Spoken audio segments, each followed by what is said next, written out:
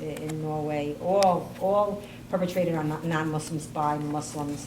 And that's an act of supremacism as well. Isn't it just crime, though? No, because if you listen to the testimonies of the victims, they say, I can do this because you're a kafir or you're an infidel. I mean, I'm not introducing the religious aspect, the crime itself. And of course, it's degrees, meaning the Arabization and Islamization of a country depends on the country. I would say that's like stage 3. Stage 4. Where are we? I would say we're stage 2.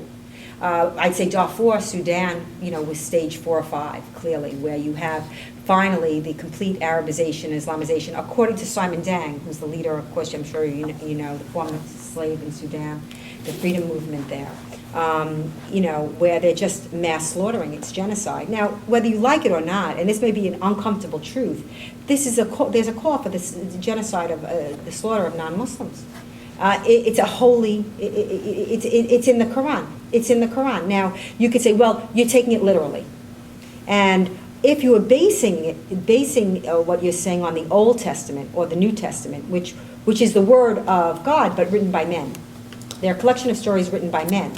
The Quran is the word of Allah, as given to his prophet, Muhammad. This is an uncreated. This is not a collection of stories. This is an uncreated, the word of Allah. It's immutable. It's immutable and unchangeable. And this is a problem. This is a fundamental problem, because if you try to reform Islam, if you adhere to the orthodoxy, if you try and reform Islam, then you are guilty of hypocrisy, like apostasy. And hypocrisy is punishable by death. Now, this may sound to you like, this is never going to happen, but it's happening. It's happening in Muslim countries. And so, we have to find a way to make sure that the political ideology, the system of governance under the Sharia is, kept separate. Mm-hmm. So organizations like the English Defense League speak with. Sorry, let me start that again. Organizations like the English Defense League are basically saying the same thing in the UK. I don't know what they're saying. The English Defense League is a bunch of blokes that are trying to save their country and trying to save their towns. And they've been demonized, and I haven't seen any of the stuff. And listen, I'm Jewish, so I would totally be sensitive to a neo-Nazi element. That's part of the smear campaign. Anybody that's doing our work, anybody that's doing what we're doing, has to be ready to be called every disgusting and foul name in the book. That's what they do. They never address your arguments. It's all ad hominem attacks. But I think that the English Defense League has proved one thing. The EDL has proved one thing, that really the Brits are now it's really a fascist state almost, where you have, let's say, a rally where the EDL goes to peacefully, okay, that are attacked by, let's say, the fascists, by the Anifa, the various groups, and they get on a bus. The bus is attacked by 100 Muslims. The windows are broken. This is all on film. Don't take my word for it. Google it, please. And then it's the guys on the bus who get arrested, not the 100 plus Muslims who attack the bus. So once that starts to happen, in my opinion, you've crossed, the UK has crossed a very, very dangerous line. Well, so we spent some time with the EDL, and we went to one of the largest marches as they attempted to go into Tower Hamlets. Oh. And I have to say that, spending time with the leadership and spending time with the people who are marching, the message sounds fairly similar to what you're saying here.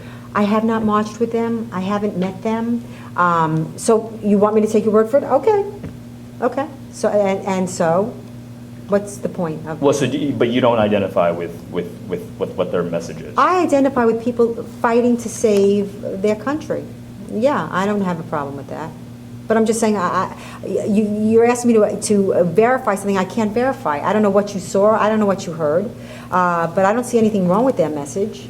Well, they basically they have Hindus, they have Sikhs, they have Jews, and they're fighting against a violent Islamic presence. They're not fighting against Muslims. They're fighting Islamic supremacism, from what I've seen. But like you were the one who spent time with them. I've never spent time with them. And it seems like it gets blurred. You differentiate between the religion and the political institutions. Oh, absolutely. But the larger movement, again, what it seems to radiate is this bigotry. Well, that's what you see. If you're seeing that from me, it's because you want to see it. And nothing I say to you, Adam, is going to change your mind. It's what you want to believe. And that, I think, is what's problematic. And I think that best illustrates the media's fatal failing. Because it's your job, particularly now when things are so critical, to try, despite yourself, to be objective, whether you like it or not. That's what you should be doing. And it's not you specifically, but we don't see that in the media. The media has become more activist. The media has become more propagandized, and I think that's terrible, honestly. What path do you think this country is on? Listen, I have to say one thing about America. The beautiful thing about America is that there's no country like it in the history of man. You can't say, well, the Romans, look what, no. We're not the Romans, we're not the Greeks, we're not anybody. We're absolutely, utterly original and new. And our very DNA is freedom. So I don't think that you can make a blanket statement, well, this is what happened here, so no. I think that freedom is in our very DNA. I think Americans assume our freedom. I think that if and when Americans feel that freedom is threatened, they will absolutely take action. I do not believe America will go quietly, no matter how much the media tries to cow the American people, call them names when they speak up, call the Tea Party racist and all this other nonsense, and that's just a way of shutting people up. And they don't shut up, which I love. There's not enough free speech, if you ask me. But isn't what you're doing, though, fundamentally, like you're calling for the curtailment of certain rights for certain people? No, just the opposite. I'm calling for the same rights for all people. Now, I'm not curtailing anybody's rights. You're vouching, you're advocating that my rights be curtailed, is what you're doing. I have absolutely no problem with everybody having the same equal rights, but no special rights for special classes, no special accommodation. Well, what sort of impositions are you feeling as an American? Well, as I described in the book, which I don't know if you've read, okay? I don't know. So, not yet. I will. I'll get to it. I don't believe you. That's okay. Well, I described the mosquing of the workplace, the mosquing of the school, the whitewashing of the curriculums in the school, the whitewashing of 9/11, the complete dishonesty about the oppression of non-Muslims under the Sharia, the slaughter of Coptic Christians in Egypt, the killing of Christians in Nigeria and Indonesia. These are moderate Muslim countries. Moderate Malaysia, burning down churches and literally maiming Christians because they use the word Allah for God. Ethiopia is on the front lines of the jihad. Clearly, the jihad against the Jews in Israel. The oppression of women, under the most extreme radical ideology in the world. So yeah, that's my battle. My battle is I'm fighting for the smallest minority in the world. I'm fighting for the individual. That's it. It's not, oh, you're picking on them. No. Everybody gets picked on that tries to impose their whatever, their epistemology, their system of governance on anybody else. That's not why America was established. America, here you had our founding fathers who were men of wealth and name, and they risked everything, their families, their wealth. It's not like some low life like Che Guevara, some murderer, and he was a murderer. I mean, and there's people are wearing him on the T-shirts. I don't know, what's next? Hitler on the T-shirts?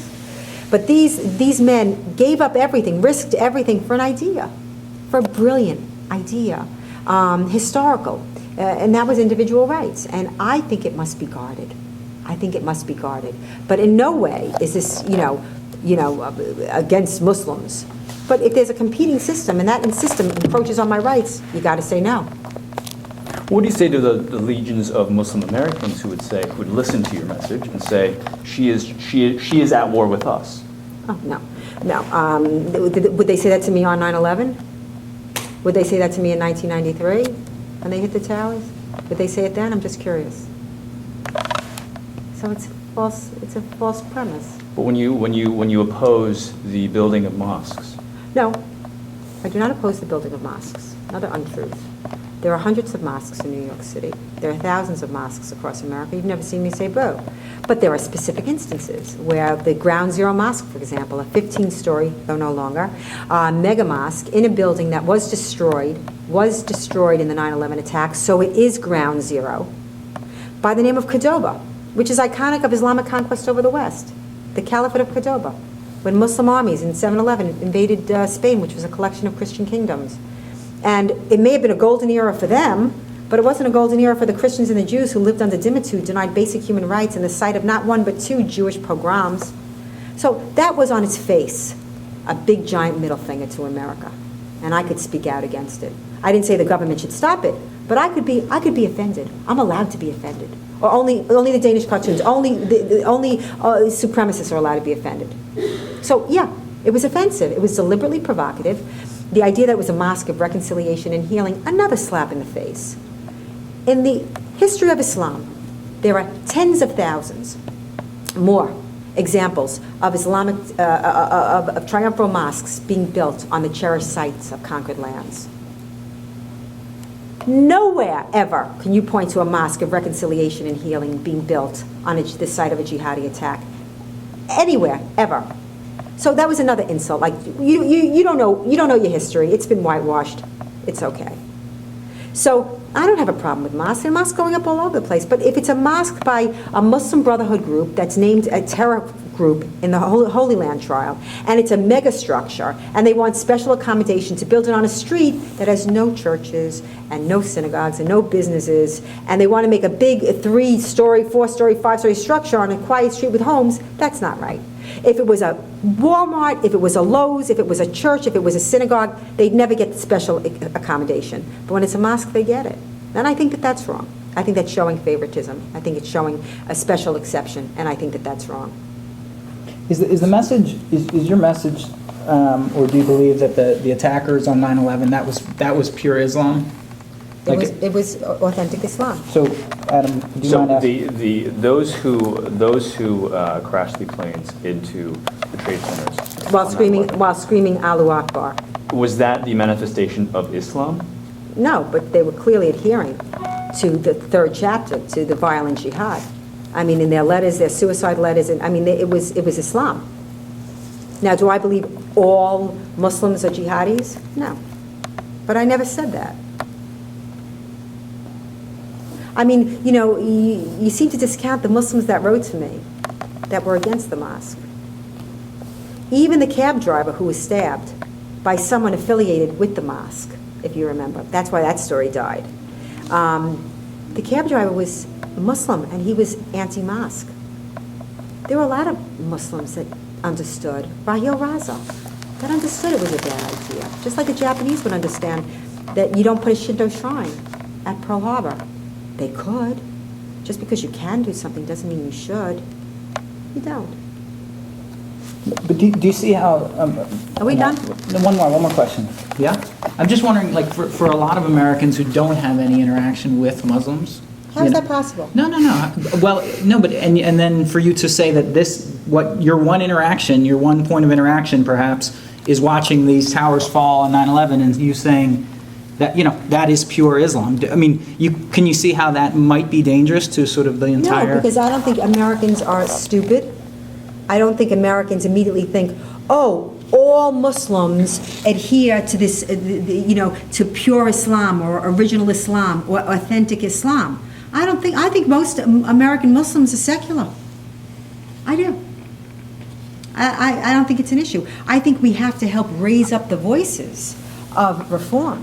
I think the biggest mistake the media and the cultural elites are doing is giving this enormous platform to the supremacists. It's wild to me.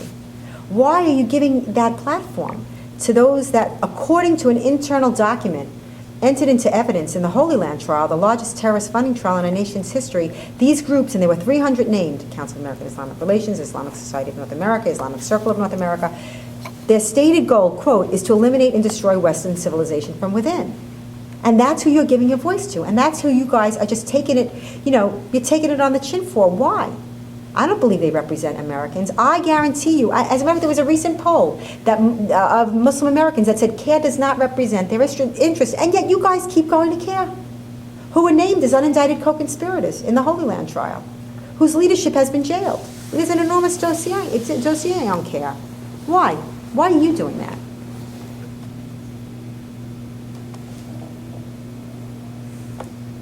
You're talking to me about me as media, or you if you speak to them, or you as media? Well, I don't. Okay, but you know what I'm saying. I think you know what I'm saying. Yeah. You look at every story. You had the story today about the ads in the the Post. Yeah. Ibrahim Hooper's in there. What is Ibrahim Hooper doing in there? You know, so I think that that's a mistake. I think it's a mistake. I think that there are people, there are much more moderate voices, and they should be lifted up. And they should be lifted up in Egypt, and they should be lifted up in countries that are agitating for one reason or another. We're not doing enough for the true reformers, the true radicals. And the true radicals are calling for reform. Well, to jump on Jeff's point, you know, having gone to a couple No, of you your said 10 rallies, minutes. a couple of your one last No, no, question, no, a couple no. of your rallies, the supporters at your rallies sound distinctly bigoted. Because you're looking for it. You're looking for it. The supporters at my I was rally, people are they're chanting people are USA. offensive Yeah, about what they say? races, about religions, No, they about. weren't.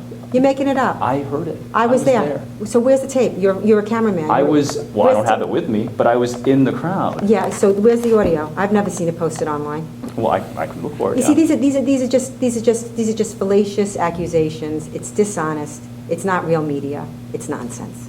Okay. I've been to every one of my rallies. I would never condone such a thing. Yeah, they're chanting. They're chanting USA. That's Yeah, but that's if you get racism into now. the crowd, if you get I've been into in the crowd and I've been listen in to my them. I've been in my crowds. I've been in my crowds. These are good, decent, fine Americans, and I'm not going to have you defame them. It's not right. Just to prove a point that is on its face inaccurate. Thank you, gentlemen, very much. Have a very good day. Thank you for your time. Thanks for your time.